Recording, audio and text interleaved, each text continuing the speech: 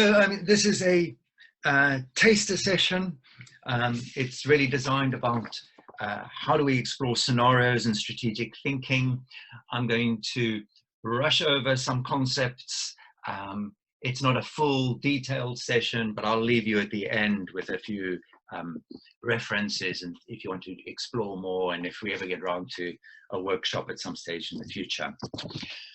When I spoke to Derek about this initially, and I suggested a couple of areas where I thought the FCO was particularly strong, there were two areas, and one was agility, and the other one was dealing with uncertainty and complexity.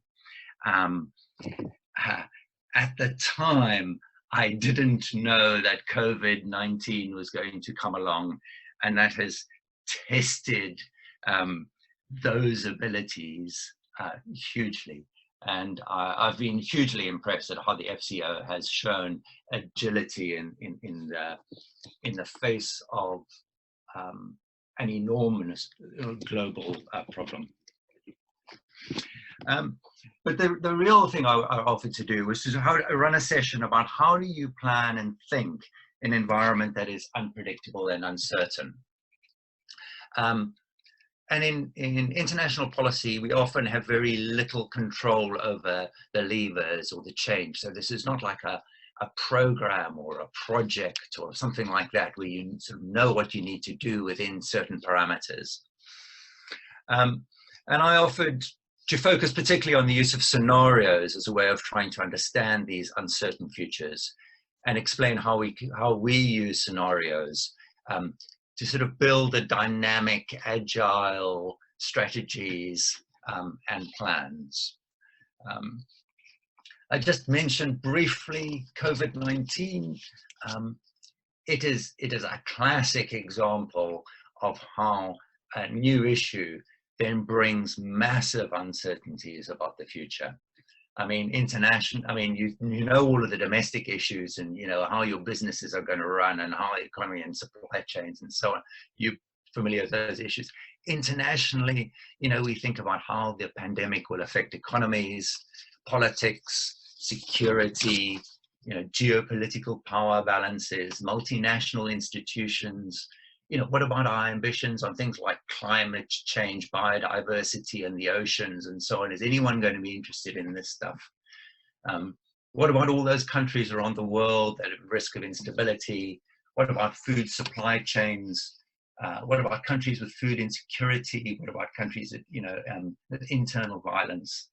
And then obviously, what about the UK and our citizens? So there are so many unknowns. How do you deal with a world where all of this is going on, and how do you try and make sense of it? So the interesting thing about COVID is that lots of other organizations, just have a quick Google and look around at management consultancies, the big four accountancy firms, the voluntary sector, academia, and they've all produced multiple scenarios about potential, possible, plausible futures. In many companies, sort of building scenarios has been a sort of standard practice for many years. Shell Global has been a sort of leading advocate of scenario thinking since the early 70s. Yeah, and I can talk a lot about Shell. I mean, they're really interesting. If you want to read any further, that's a good place to start, and it's one of the references I'll give you at the end. In government, the Government Office for Science publishes lots of material about how to build scenarios, how to think about futures, and so on. And if you're interested in any of this, there's a resource called the Futures Toolkit. And if anyone wants to look at how do you think about futures, that's again a great place to start. And they also produce some lovely scenarios about things like the future of cities. Recently, one last year was you know, the future of mobility. How will we move around in 2050, and what will that look like, and so on. So I'm going to introduce something about scenarios, and then invite you to play with just one little aspect. Before I do so, let's, sorry, I should be clicking through my presentation here. Yeah, so this is just something about scenarios. The first thing is scenarios is not about predicting the future. If you're going to try and predict the future, you are most likely going to be wrong. I read this book in 1998, and then I read it again in about 2008. It was Bill Gates wrote a book called The Road Ahead. And he says in the introduction, 10 years from now, what I said that turned out right will be considered obvious, and what was wrong will be humorous. And I just quite like that quote. You know, yeah, it explains itself. What you're trying to do in scenarios is not predict the future, but identify a number of possible, plausible futures. So a number of different futures that might exist. And you need to hold all of those different futures in your mind and in your thinking as you develop your strategy or your business plans or your long-term planning. Not just focus on there's one future, but there are multiple possible futures. And that gives you the agility to be able to work within that. Another thing, especially as we sort of only playing in this taster session, the scenarios should be based on evidence and analysis. That evidence and analysis can only be about the current situation. And so you need to try and understand what you know now as much as possible. In government, we use research analysts to understand the past and the lessons learned and so on. And we use economists and analysts who will produce the economic analysis and also the forecast into the future on particular things. If any of you are economists or worked with economists, you will know they all produce forecasts which says, well, it might be this, but it could be this, and it could be that. Or in the best case, it's this, in the worst case, it's that. So they do that. So, you know, they again are not accurate. They hedge their bets on even very specific issues. So things like, you know, what will interest rates be, you know, what will happen to interest rates over the next 10 years or so, you know, huge hedge betting. The next thing is that scenarios are not static. They should be reviewed constantly in the light of new evidence. And you should be tracking emerging data to see whether one scenario or another scenario makes sense. A final point probably is that they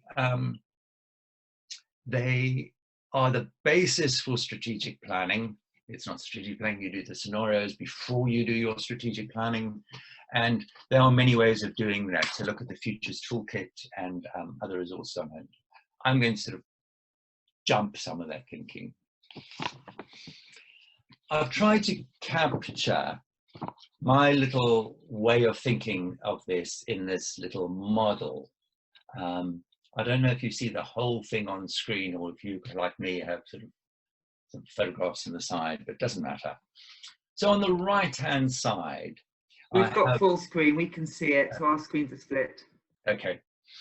On the right-hand side, we have, you know, the desired vision. How, in government terms, it's like how we would like the world to be, you know, how we can make the world a better place. You know, we want everyone to be healthy, happy, and economically active, or something like that.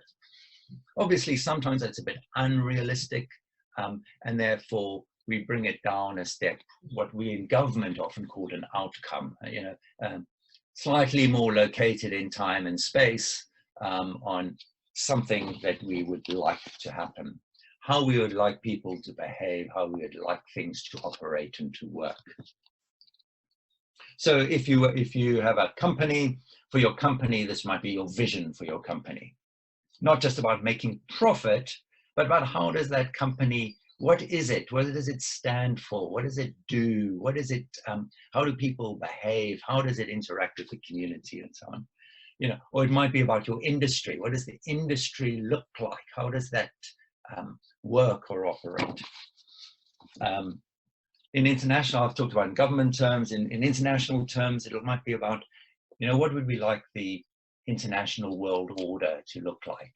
You know, what, I know we'd like everyone to be cooperative and peaceful and, you know, so on. Or what's the UK's position in that? And what do we see as the UK, the desired outcome for the UK in that place? So these are sort of highly aspirational, sometime in the future. And when I say in the future, it might be 40 years away. It might be, you know, 6 months away. I've worked with people who work in the television production industry, and they say the equipment you buy now is virtually redundant in about 18 months' time. So how do you, you know, their timescale of what is strategic and long term is much shorter than, you know, the oil industry is, for example. But, you know, this is the sort of guiding star about where you want to go to. You then look at the left-hand side of the screen. I'm just looking around for time here.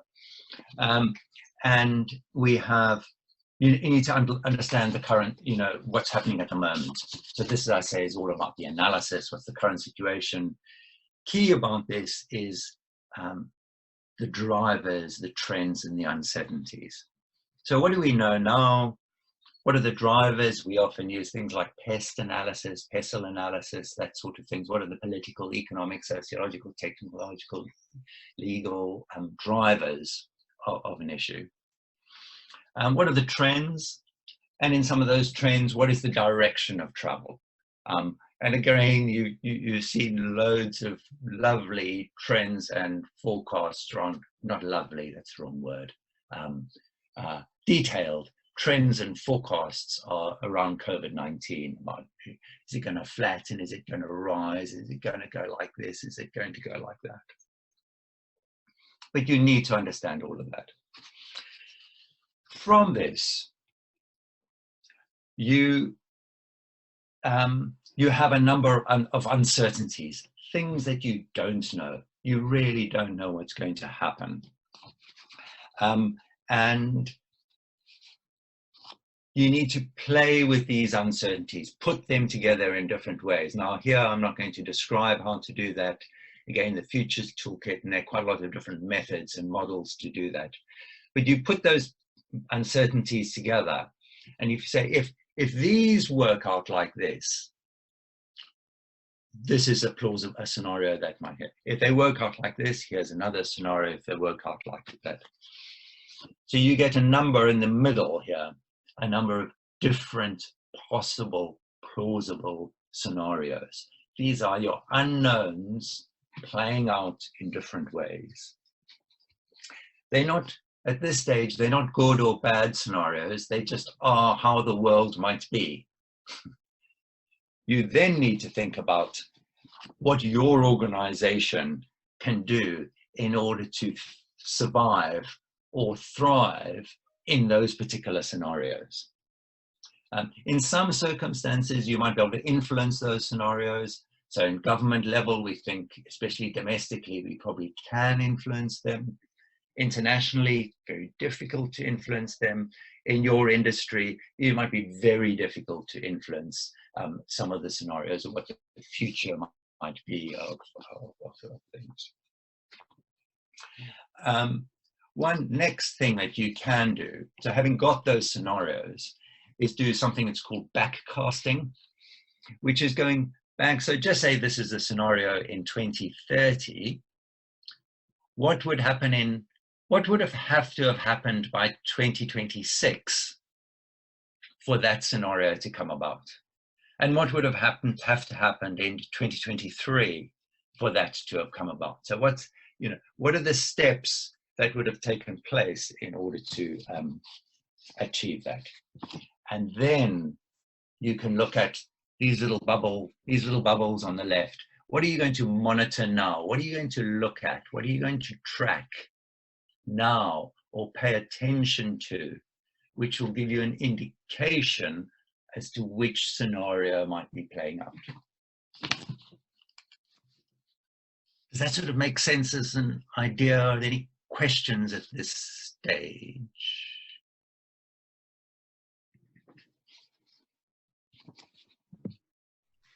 If not, I'll jump to the activity, but any other questions? Any clarifying questions on the model or the backcasting? Because what we're going to ask you to do is embellish a scenario and then look at some backcasting pieces. So if you need any clarity, ask them now when we can all hear you. And if you have a question, I'm guaranteeing someone else has it too. So please ask it. With the, sorry, it's Katrina here. With the scenarios, I mean, there could be a whole variety of different scenarios that's so broad. How do you focus them back down again to something that can be filtered out as something you can use or work through? So yeah, I mean, you're quite right. I mean, there'll be so many unknowns. You got to choose those unknowns which are you think are the most dominant or are the real players. And in the one thing about the uncertainties is often it's worth describing them on a spectrum. So from on the right-hand side, I'm trying to think of something which would work. On one side,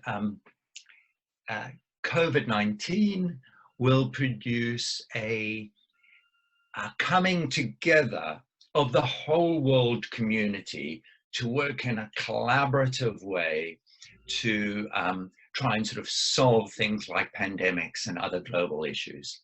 At the other end of the spectrum, there might be a fragmentation of nationalists and local interests and local groupings and regional groupings, a sort of fragmentation and a lack of and a sort of a fight amongst nations and groupings and so on. So those are the two ends of the spectrum. And then you sort of play with it. But if you have a number of them, you either just put two uncertainties together, or you take, it looks likely that that one would work with that one, and you put a number of uncertainties together and you create some huge assumptions required within it, but you've got to start somewhere. Okay, thank you. Okay.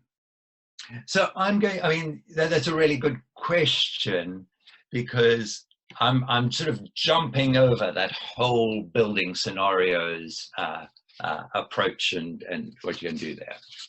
And I'm going to, I think you've already seen the exercise, sort of give you some scenarios and give you a little bit of background for you to do some thinking. How are we doing on time? I'm going slowly. We're in good shape. No, I think you're doing it clearly. I think we're okay. So the theme I've taken for this little exercise is the future of work. What will work be like in, say, 2030? And in order to do this exercise, it's easiest to place yourself into position of a company or an organization and so on.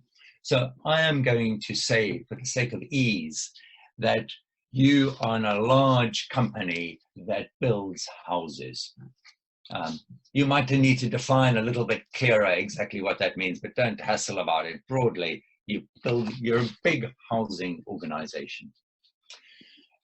So the first thing is to define your desired outcome. For the purpose of this exercise, I'm going to give that to you. And so this is on the right-hand side. So your desired outcome is that in 10 years' time, you'll be thriving, you'll be producing good value, quality housing. And by quality, I mean it's comfortable, it's affordable to many, and it's aesthetically pleasing. And you're providing high quality employment to a talented workforce, and you're adding value back to the communities where you operate. Does it make sense? So it's slightly more than I'm just going to make a lot of money or I'm going to build a lot of houses. It's something like value and so on. Okay.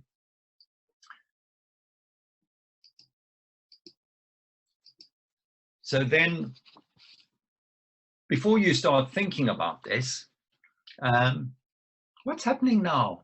What's happening now in the workplace? How are things changing?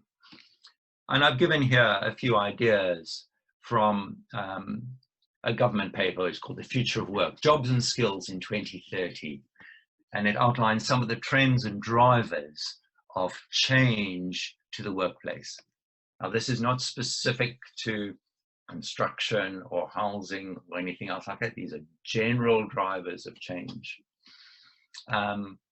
So one is demographic change, older population, older people in the workforce for longer, young people's ambitions about what they want to do and don't want to do are different. They all want to make computer games or have an app startup company.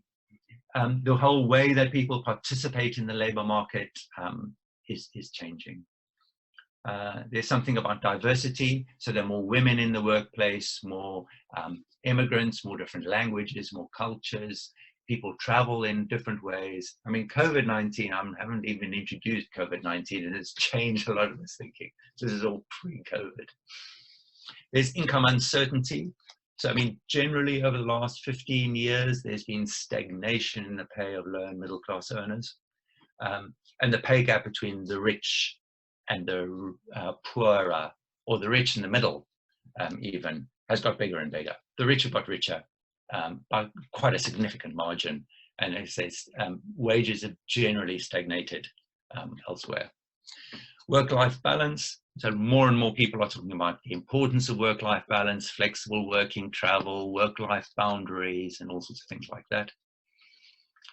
The work environment is changing, and in multiple different ways. So these are all conflicting. Slim down core, we outsource, there's global supply chains. We were doing a lot of offshoring. Now after COVID, everyone's talking about nearshoring and bringing everything back again. New technologies, new skills, new jobs, old jobs won't exist anymore, and so on.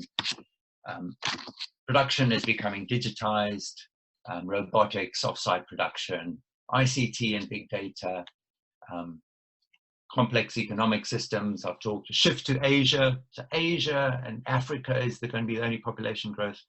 Everything's moving. New business ecosystems, companies as network orchestrators,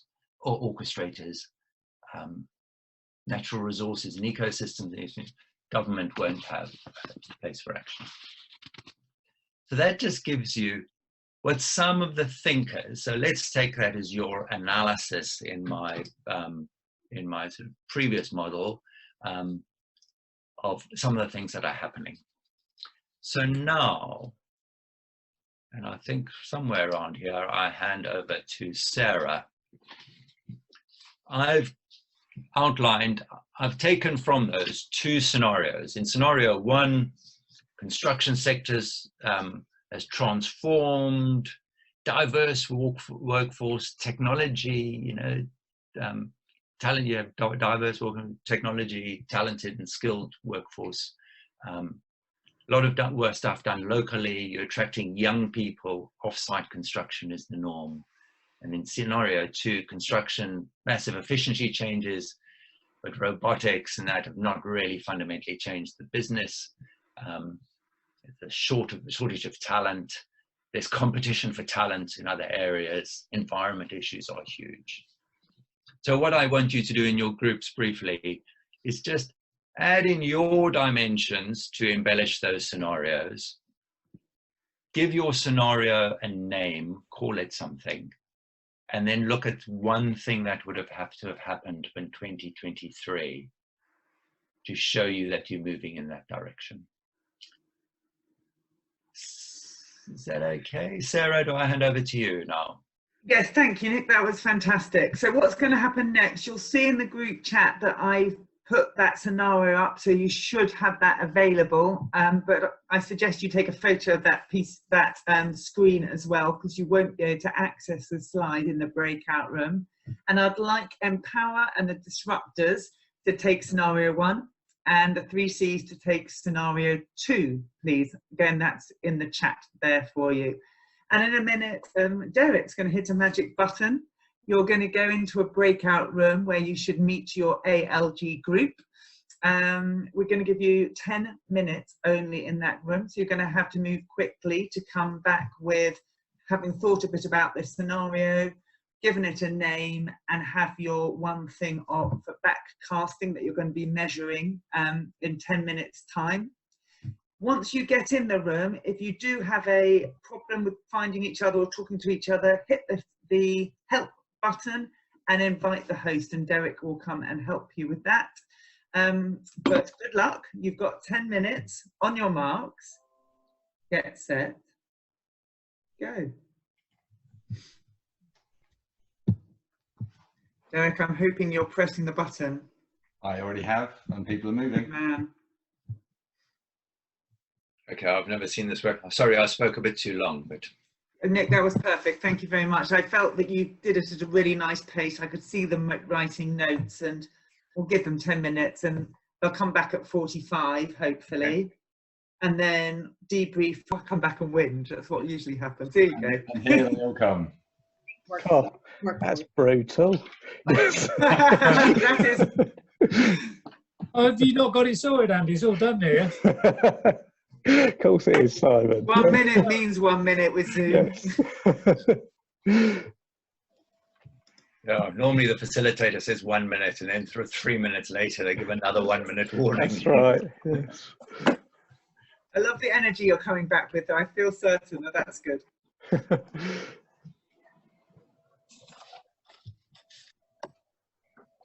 Is everyone back or not yet? I'm seeing them back. Jamie, you're back. We turned off our cameras because it was quicker. We were sticking. Perfect. Well done. Good. Good. I'll turn it on. I think everyone's back. Nick, when you're ready. Okay, welcome back. So often, you know, if I was in the room, I would have listened into some of your discussion, and I'd have some idea about what you were going to say. But what I think you're doing is a very quick feedback, which is simply one thing that emerged from your discussion of your scenario, one sort of insight or thought, a name you gave to your scenario, and one thing that you're going to track in 2023. So one insight, a name, one thing you're going to track. Should Empower go first? Yes. So the name we came up with, first of all, I think we'll just say that because we've talked a lot on this programme about modern methods of construction, and obviously scenario 1 kind of indicates that those methods have been adopted. So we gave our scenario the name Positive Progress because although it's only in the house building sector, it's something that people have held up there as an aspiration for the construction sector. So we saw it as a positive way that the industry's progressed. So hence the name Positive Progress. So that was the first part. I don't know if any of the other members of the group want to put in. I'm quite used to jabbering on. And insights, anything that you...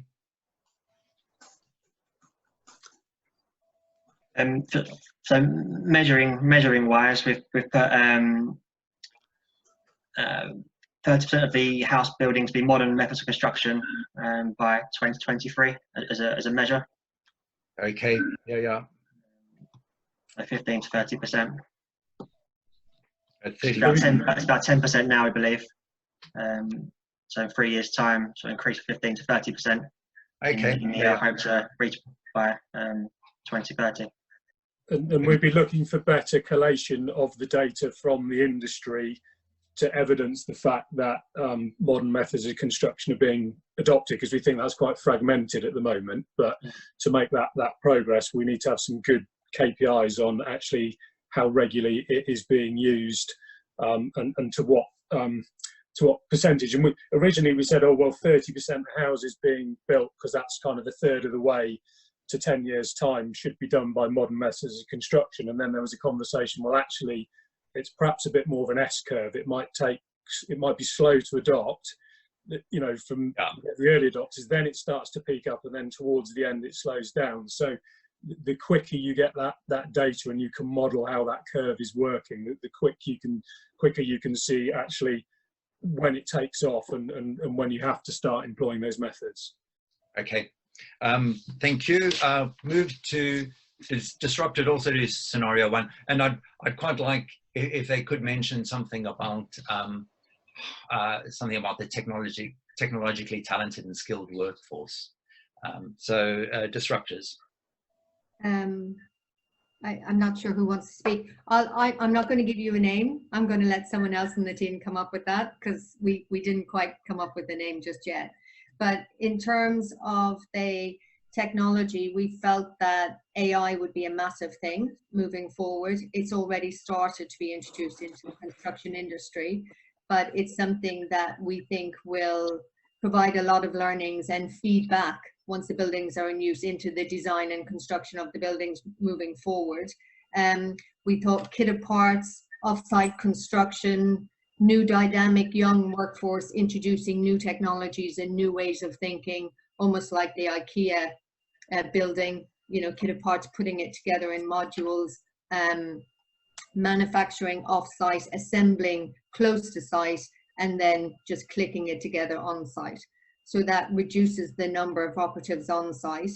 It reduces costs, increases program, it makes it a much safer site, and it gives much more cost certainty. Okay, excellent. Something you're either going to monitor or monitor in the next 3 years? Yeah, and monitor. I'm actually thinking of a real life scenario on this. So, but in this particular scenario, we can monitor it. Record. I mean, I'm not really sure what savings in programs. We can say possibly a 20% cost saving, 20% program saving to start with. But you would expect, if you're doing everything off site and you vacant possession of a site, you could reduce that site out of operation by 50%, because you're literally just assembling on site. Yeah.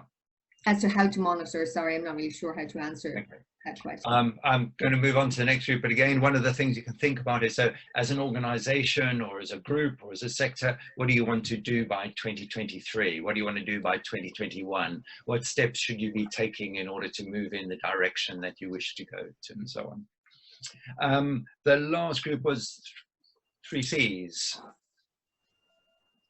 Yeah, so I suppose our title was Executives Not Listening, so which creates a lot of issues going forward. And I think the construction industry is notorious for not being willing to change and sort of resting on their traditional way of doing things, and almost refusing to be innovative, because that's the way we've always done it and it's worked for us, despite the business model being very broken. When you actually look at some of the accounts of the national contractors, they're pretty poor, and it's not working anymore. So there's got to be some revolutionary thinking about how we do things. And I think because a lot of the board of directors and the people who are the influencers, if you like, aren't willing to make key decisions to move forward, that is creating the problem. Okay.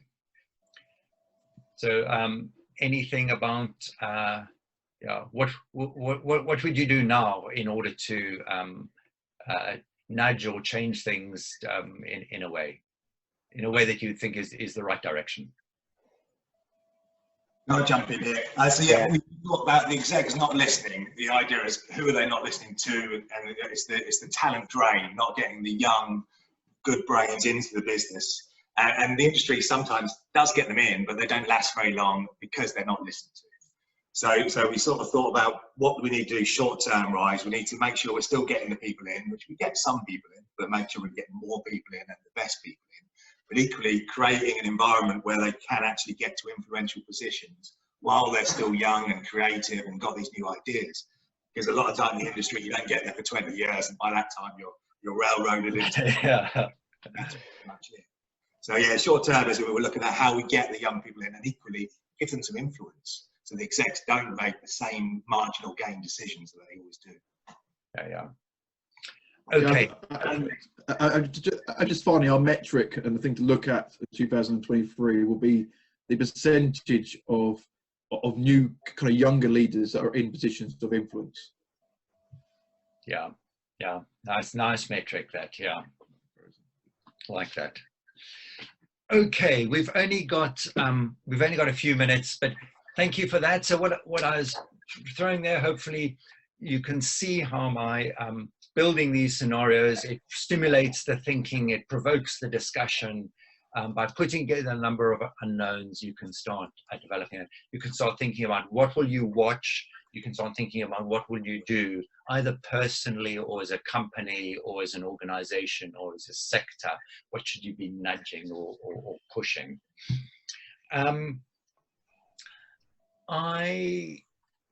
So, you know, I've sort of just dominated this whole thing. So the last 5 minutes, you know, any thoughts on that? Any questions? Any ideas? And so on.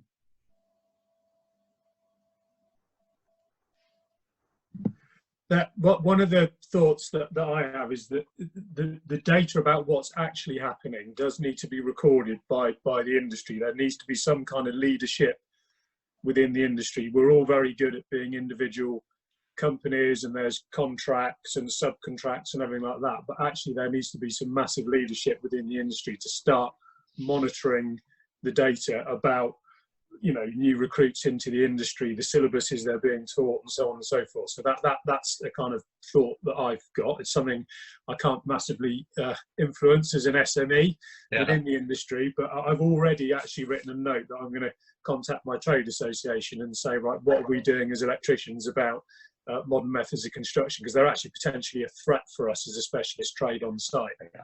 Yeah, thank you. Any thoughts on the sort of the model or the approach? Is that helpful? Can you see how you might apply that?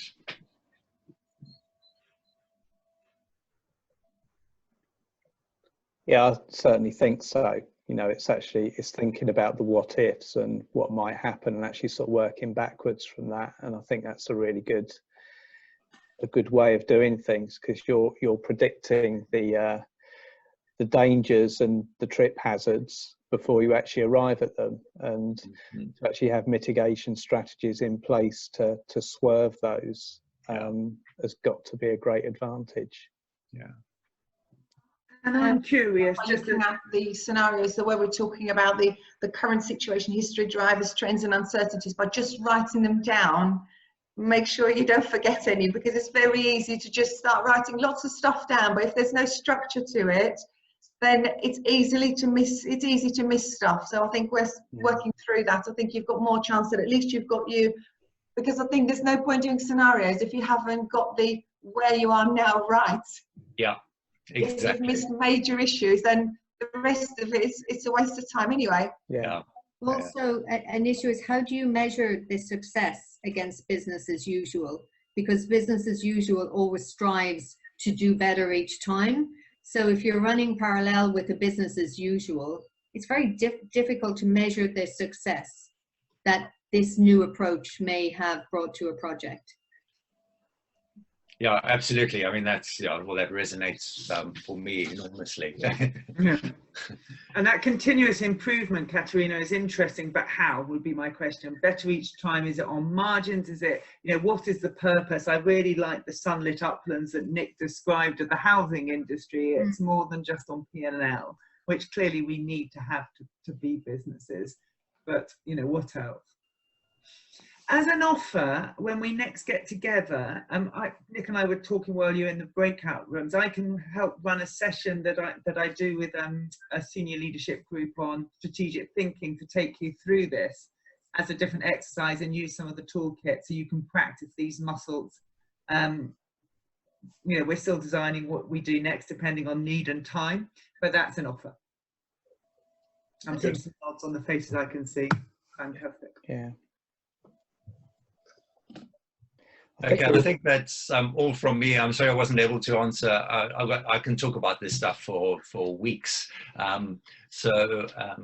But we'll send through the stuff, and I hope you found some of that relevant, interesting, and just, I mean, the purpose was a taster, just to try and stimulate your thinking. Maybe go and look at look at what Shell does. Great. Look at McKinsey's, look at what, you know, there's just so much, especially around COVID, there's so much stuff which illustrates how this thinking works. Nick, thank you so much for your help. I'm going to even challenge you to do something with this as well. This is a really key time. You know, the real danger of turbulence, which you find yourself in, is not the turbulence itself. It's hitting tomorrow with yesterday's logic. So I would really encourage all of you to start looking at this and taking this into your businesses and what you're doing at the moment, so you can thrive and going forward.